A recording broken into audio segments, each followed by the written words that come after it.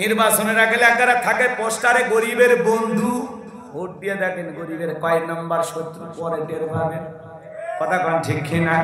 গাড়ি ছিল না, বাড়ি ছিল না, রাতে রাতে নির্বাচন করে 2-4 বছর ক্ষমতায় থাকা, গাড়ি বাড়ি টাকা পয়সার কোনো অভাব নাই, এরকম আছে না? না, ওই তো শিল্পী আইনুদ্দিন আল আজাদ মনের দুঃখে একটা আঞ্চলিক ভাষায় গান গাইছিল, শুনবেন, রাগ করবেন না তো।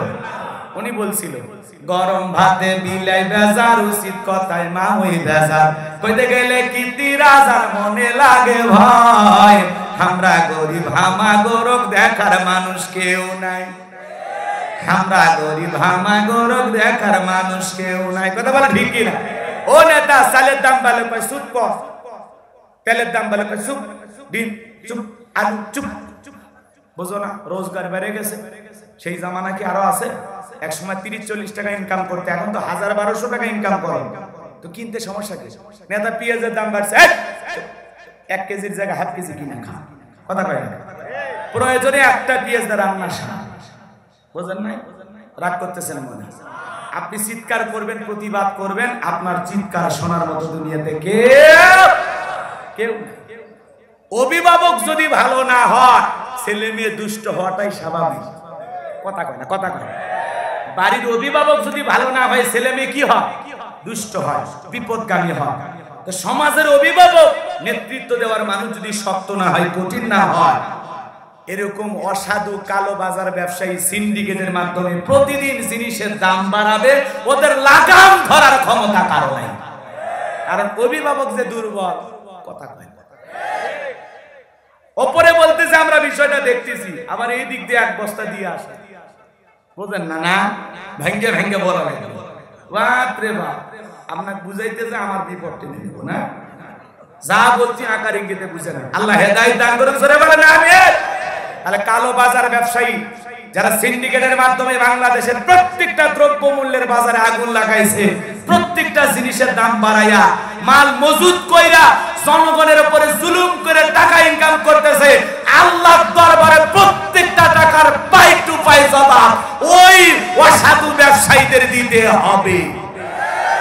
ছাড় নাই, ছাড় নাই, আল্লাহ ধরবে। কথা কন? 5 টাকা 6 টাকা ডিম, 15 টাকা, ওগুলো আর বলবো না। কথা কন না? রাগ করছেন না? কি কথা বলছিলাম ভুলে গেছেন?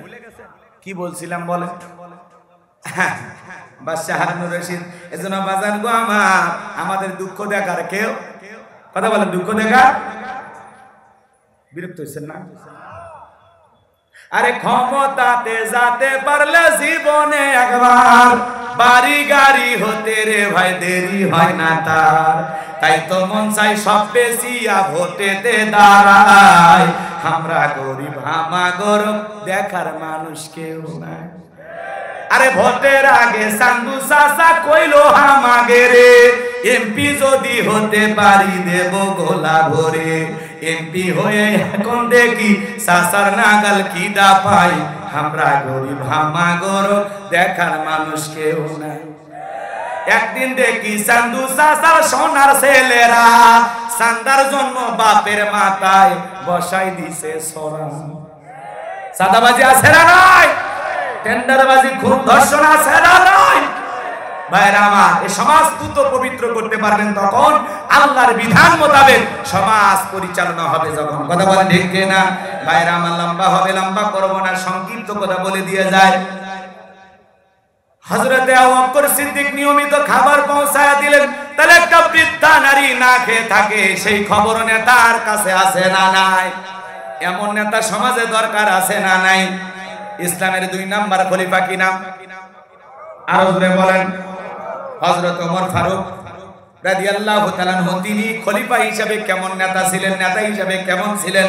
রাগ করতেছেন আপনারা মনে হয়?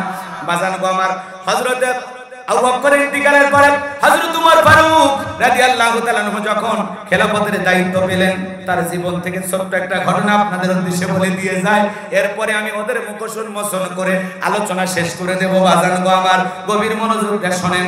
হযরত ওমর ফারুক রাতের বেলায় তাহাজ্জুদের সালাত আদায় করলেন। নামাজ শেষে বিবিকে বলেন, বিবি রে, রাঙা তরবারি কোথায়? ও আব্দুল্লাহর মা রাঙা তরবারি কোথায়? ডেকে বলে স্বামী গো এই নাও রাঙা তরবারি। হযরত ওমরের হাতে যখন তরবারি দিয়ে দিলেন, বিবি ডেকে বলে স্বামী এই যে একা একা রাতের বেলা আপনি যে চলে যাবেন, আপনার কি মনের মধ্যে একটু ভয় লাগে না? হযরত ওমর ফারুক ডেকে বলে বিবি রে, মুসলমানের যারা নেতা হয় তাদেরকে নিরাপত্তা দেওয়ার দায়িত্ব আমার আল্লাহর। আল্লাহু আকবার বলেন। জনগণের হক সঠিকভাবে আদায় করলে তার সিকিউরিটি লাগবে না, কোনো বাহিনী লাগবে না, একা একা পথ চলবে, জনগণ নিজে নিরাপত্তা দেবে, কেউ তাকে মারার ষড়যন্ত্র করবে না। কথা বলেন ঠিক কি না? সামনের দিকে যায় হযরতে ওমর ফারুক রাদিয়াল্লাহু তাআলা আনহু, ঘুরতে ঘুরতে তাকায় দেখেন একজন যুবক দাঁড়িয়ে আছেন। যুবক সালাম দিলেন, আসসালামু আলাইকুম আমিরুল মুমিনিন। হযরত ওমর সালামের জবাব দিয়ে বলেন, যুবক রে এত রাতের বেলায় কেন তুমি দাঁড়িয়ে আছো? যুবক ডেকে বলে, খলিফা আল্লাহ খেলাফতের দায়িত্ব দেবার পর সারাটা জীবন তো মানুষের বাড়িতে ডিউটি করলেন, নিজের বাড়িরই খবর রাখলেন না। হযরত ওমর ফারুক ডেকে বলে, যুবক তুমি কি বলতে চাও? যুবক ডেকে বলে, খলিফা আপনার বাড়িতে একটা রক্তাক্ত শিশুর লাশ আছে। হযরত ওমর ফারুক ডেকে বলে, যুবক সাবধানে তুমি কথা বলো, আমি ওমর যার নাম শুনলে বাঘে ছাগল এক ঘাটে পানি খায়, ওমর যেই পথ দিয়ে যায় 40 দিন শয়তান ওই পথ দিয়ে যাওয়ার সাহস পায় না। সেই ওমর খলিফা থাকা অবস্থায় তার রাজ্যের ভিতরে শিশু হত্যাকাণ্ডের মতো জঘন্য ঘটনা ঘটেছে, এটা তো আমি মানতে পারলাম না। যুবক ডেকে বলে, খলিফা বিশ্বাস না করলে আপনি বাড়িতে চলে যান। হযরত ওমর ডেকে বলে, ঠিক আছে যুবক আমি যাইতেছি। এই কথা বলে হযরত ওমর রওনা করলেন। যুবক ডেকে বলে, খলিফা যদি আপনি আসামি খুঁজে না পান, ওই প্যাকেটের ভিতরে দেখবেন একখানা চিঠি লেখা আছে, ওই চিঠির ভিতরে সামান্য হলে হত্যাকাণ্ডের তথ্য দেওয়া আছে। হযরত ওমর ফারুক এইবার বাড়িতে যাওয়ার পর লোকজনকে ডেকে বলেন, পুরো বাড়িটা সার্চ করো, তল্লাশি চালাও, দেখো তো কোনো প্যাকেট পাওয়া যায় কিনা। এইবার সবাই মিলে খুঁজতে খুঁজতে একটা রক্তাক্ত প্যাকেট নিয়ে হযরত ওমর ফারুকের সামনে হাজির হয়ে গেলেন। হযরত ওমর ফারুক ডেকে বলেন, প্যাকেটটা খোলো তো দেখি। এইবার যখন প্যাকেটটা খোলা হলো, আরে সবাই তাকায় দেখে এক নয় দুই নয়, কে বা কারা যেন ছোট্ট একটা শিশুকে হত্যা করে 12টা টুকরো করেছে। জোরে কন্না উযুবিল্লাহ। 12টা টুকরো শিশুর লাশ। হযরত ওমর ফারুক অজরে চোখের পানি ছেড়ে দিয়ে কাঁদলেন আর ডেকে বলেন, আল্লাহ কার হৃদয় এত বড় নিঠুর, কে এত বড় নির্দয়, কে এত বড় পাষাণ। কি ছিল এই শিশুর অপরাধ? কেন তাকে 12টা টুকরো করে হত্যা করা হলো?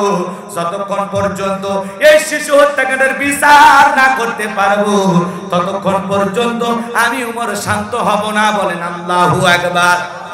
নেতা কারে বলে? শিশুর লাশের সামনে দাঁড়ায়া কি করলো? ওয়াদা করলো আমি শিশু হত্যাকাণ্ডের বিচার করব। আর আমাদের সমাজের মধ্যে অনেক হত্যাকাণ্ডের ঘটনা ঘটে, বাপরে বাপ, বিচারের দাবিতে মানববন্ধন করা লাগে, অমুকের বিচার চাই, এই হত্যাকাণ্ডের বিচার চাই, ধর্ষণের বিচার চাই। 2 মাস 6 মাস আন্দোলন করার পর পেপার পত্রিকা মিডিয়ায় সব জায়গায় যখন খবর প্রচার হয়, এরপরে নেতাদের ঘুম ভাঙে, ওরা তখন বলতেছে আমরা বিষয়টা ভেবে দেখতেছি। কথা কয় না। আন্দোলন হওয়ার পরে তখন ওনাদের ঘুম ভাঙে, তখন বলে আমরা এর বিচার করব।